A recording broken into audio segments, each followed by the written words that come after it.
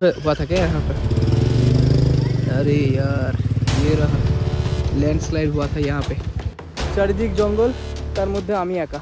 ভাবা যায় যদি একটা বাঘ আসে। তো ফটাফট লাঞ্চ কমপ্লিট করে আমি আবার বেরিয়ে পড়েছি আরও একটা নতুন ডেস্টিনেশনের জন্য। তো আদিত্যদাকে পিছনে নিয়ে নিয়েছি আর এখন যাচ্ছি আমি রোহিণীর উদ্দেশ্যে, কারণ রোহিণী নতুন করে আবার সেজে উঠেছে আর এত সুন্দর করেছে জায়গাটা, সত্যি অস্বাভাবিক। তোমরা যারা আমার ভিডিওগুলো দেখছো প্লিজ একটু লাইক করো, শেয়ার করো, কমেন্ট করো, সাবস্ক্রাইব অবশ্যই করবে আর ফেসবুকে অবশ্যই ফলোটা করবে, তাহলে আরও নতুন নতুন ভিডিও তোমাদের সামনে আসবে। তো প্লিজ একটু like, comment, share and follow, এটা তোমাদের কাছে ফ্রি, কিন্তু আমার কাছে অনেক মোটিভেশন নিয়ে আসে নতুন কোনো ভিডিও আনতে। তো প্লিজ এই সমস্ত জায়গা দেখার জন্য আর আমাকে সাপোর্ট করার জন্য একটু লাইক, কমেন্ট, শেয়ার তো বানতা হয় বস। তো চলো আমি এখন পৌঁছে গেছি প্রায় রোহিণী। এবার আমি যেই নতুন একটা হিডেন প্লেস ওপেন হয়েছে সেই জায়গাটাতে এখন যাচ্ছি। এটা হলো রোহিণীর প্লেস।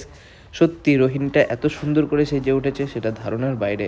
আর এখানে একদিনে এসে আরামে ঘুরে যাওয়া যায়, এত সুন্দর সুন্দর রিসর্ট এখানে রয়েছে।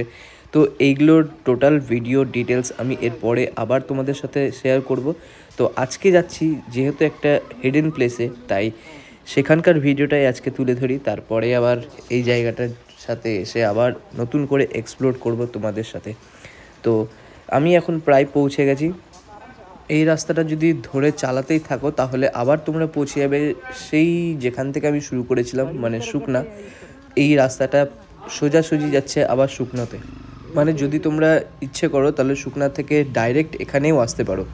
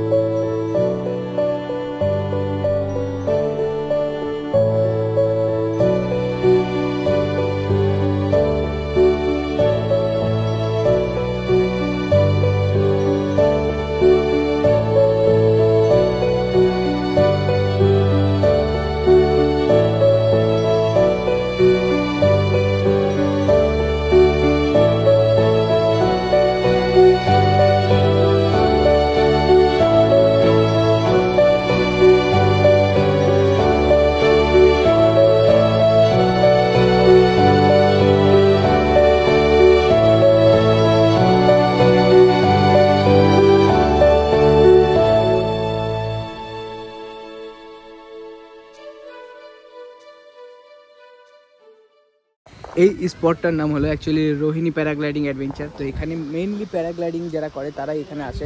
তো এই দাদা আমাকে এখানে নিয়ে এসছে জায়গাটা দেখার জন্য, কারণ জায়গাটা সত্যি খুবই সুন্দর একটা জায়গা। একটু নিচে নামলে এখানে এটা অ্যাকচুয়ালি পিকনিক স্পট। এই যে দেখো অনেকে পিকনিক করতে এসছে আর পিকনিক করছে।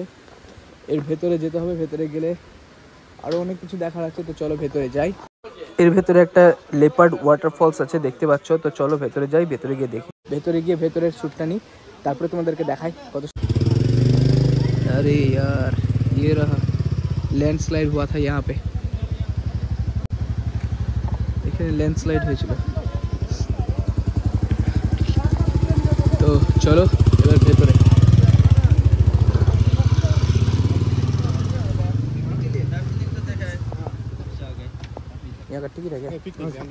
তো এখানে 50 টাকা চার্জেস নিল ওয়াটারফলের জন্য, ওদিকে ওয়াটারফল আছে নাকি।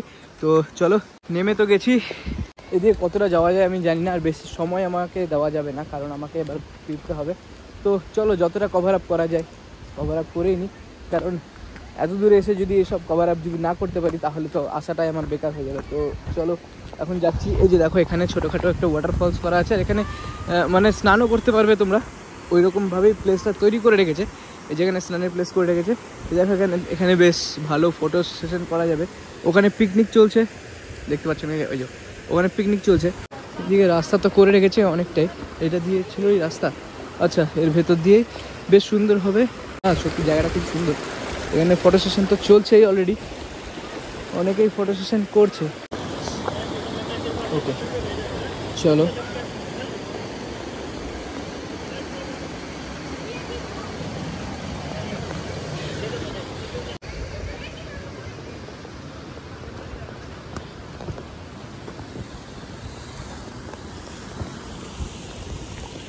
মার্কিং করা আছে, মার্কিং দেখে দেখে আমি যাচ্ছি। জঙ্গলের মধ্যে দিয়ে হাঁটতে হাঁটতে একাই।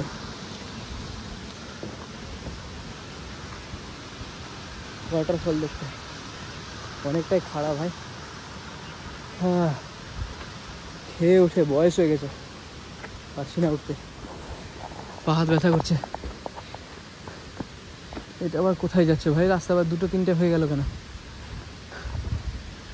ও আচ্ছা, এটা একটা রাস্তা, এটা উপরে যাবে হয়তো ওয়াটারফলসে।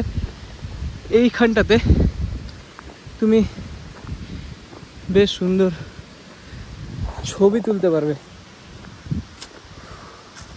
তারা হাঁপিয়ে গেছে, একটু বসতে হবে। হ্যাঁ, রাস্তা বেশ সুন্দর করে রেডি করা।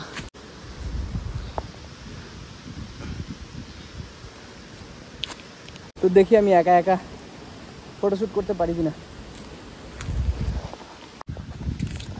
অনেক কষ্ট করে 2-1টা ফটো শ্যুট করেছি। এখন এই যে দেখো, এগুলো জায়গাতে পিকনিক হয়।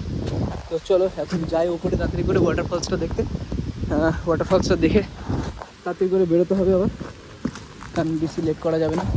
দেখছো রাস্তা কতটা খাড়া, বাপরে বাপ। মানে ট্রেকিং করতে হচ্ছে যথারীতি।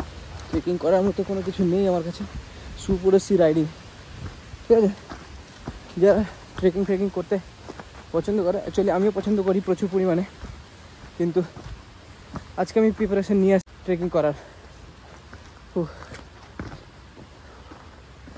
জঙ্গলের মধ্যে দিয়ে যেতে হচ্ছে অনেক দূর,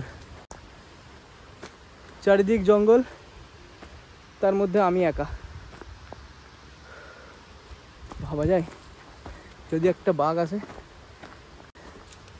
কি করব, কোথায় পালাবো? এগুলো সব তোমাদের জন্য। ফ্যামিলি নিয়ে আসো, বিন্দাস মজা করো, ঘোরো ফেরো, চলে যাও। 2 দিনের জীবন বস, আজ ঘুরবে না তো ঘুরবে কবে? ওয়াটারফল মনে হয় আমার দ্বারা দেখা হবে না। এখান থেকে আবার 2টো রাস্তা চলে গেছে, এদিকে একটা, এদিকে একটা। কোন দিকে যাবো রে ভাই? এদিকে যা। এটা একটু টাফেস্ট রাস্তা, ওটা ইজিয়েস্ট। টাফটাকেই কাজে লাগাই, দেখি পৌঁছোই কিনা। কোথায় পৌঁছলাম কে জানে। এইদিকেই আছে, ঠিক ঠিক ঠিক। এদিক দিয়ে উঠলাম, পেয়ে গেলাম না তো। দিকে কোথায় চলে যেতাম কে জানে। কোথায় যাচ্ছি রে ভাই, কি জানি কোথায় যাচ্ছি জানি না। ছেড়ে দিয়েছে জঙ্গলে, এবার ঘুরে বেড়াও।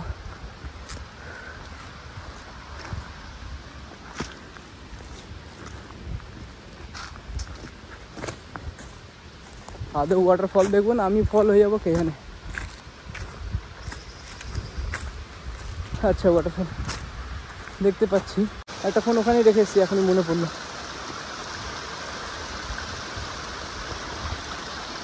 আর না, আর বেশি দূর যাবো না, কারণ বেশি হাঁপিয়ে গেলে বাড়ি যেতে পারবো না, ঠিক আছে। বাড়ি যাওয়াটা টাফ হয়ে যাবে। জঙ্গলে জঙ্গলে ঘুরছি কেন জানো? একটা জিনিস দেখতে পেলাম। এটা কি বলো তো, দেখাচ্ছি, চলো একটা জিনিস দেখাই তোমাদেরকে। মানে আমি দেখে শকড হয়ে গেছিলাম, তাই তোমাদের জন্য। এগুলো কি বলো তো? বাস,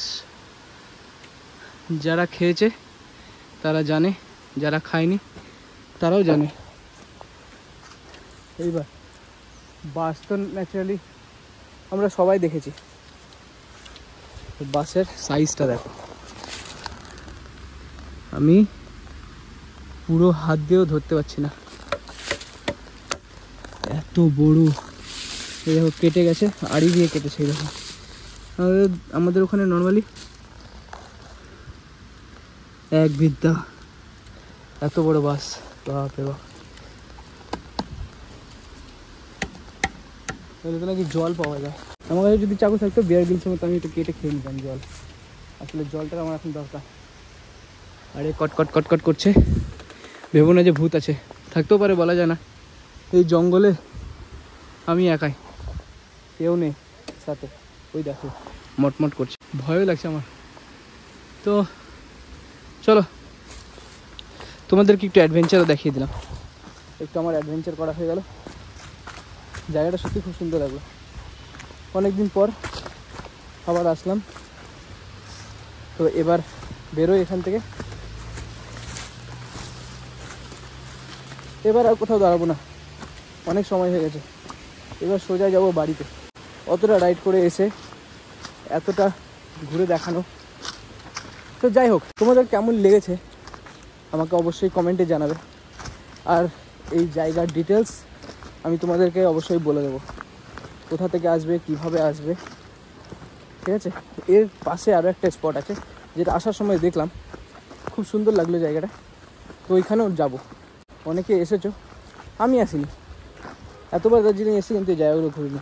ভয় আমার একটাই, যদি চলে আসে এখানে দড়িয়ে একটা বাঘ, এসেই বলবে বাবু দিয়ে যাও আমাকে একটা হাত, কেমন হলো? ভালো না? তো চলো, আচ্ছা কোন দিক দিয়ে আসলাম, এবার কোন দিক দিয়ে নামছি আমি বুঝতে পারছি না। এবার ফাইনালি আমি ঠিকঠাক জায়গাতেই আছি, এত খাড়া রাস্তা দিয়ে নামছি। সবথেকে বড় অসুবিধা হচ্ছে যে রাইডিং শু পরে কি আর ট্রেকিং করা যায়? সবার জন্য সমস্ত কিছু এক হয় না, তাই আর কি চলে এসেছি। আমি বেশি দূর গেলাম না, কারণ আমার বাড়ি যাওয়ার তাড়া আছে। এটার জন্য অন্য একদিন আসবো, এসে আরও ভালো করে ভিডিও বানাবো। আর তোমরা যদি বলো তবেই আসবো, না তো আসবো না।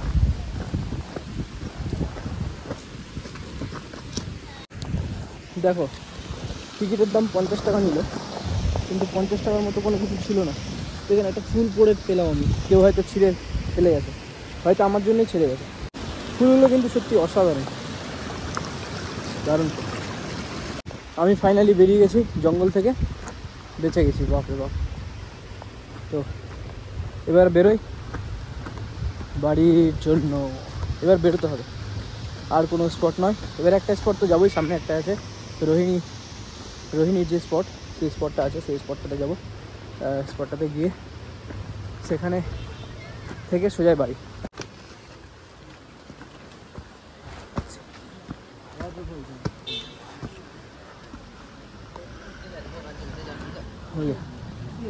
চলো